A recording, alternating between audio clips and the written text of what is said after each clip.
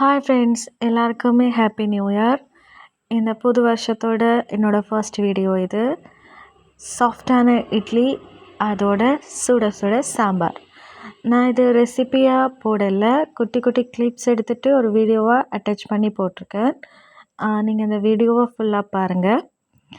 And நான் உங்களோட ஒரு விஷயம் ஷேர் பண்ணணுன்னு நினைக்கிறேன். நாங்கள் இப்போ ஒரு புது வருஷத்துக்குள்ளே வந்திருக்கோம்.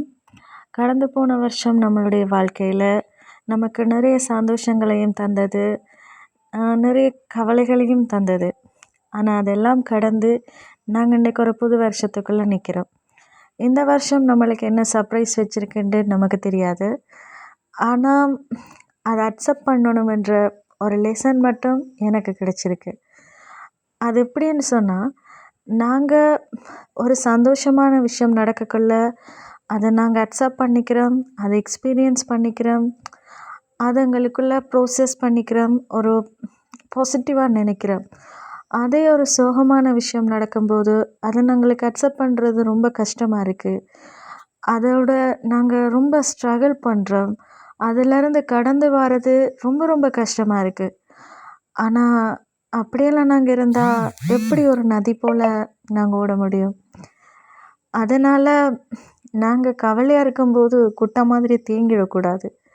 சந்தோஷமாக இருக்கும்போது ஓடுற நதி போலேயே சோகமாக இருக்கும்போதும் ஓடிக்கொண்டே இருக்கணும். நம்மளோட சக்ஸஸ் நமக்காக காத்துட்ருக்கு.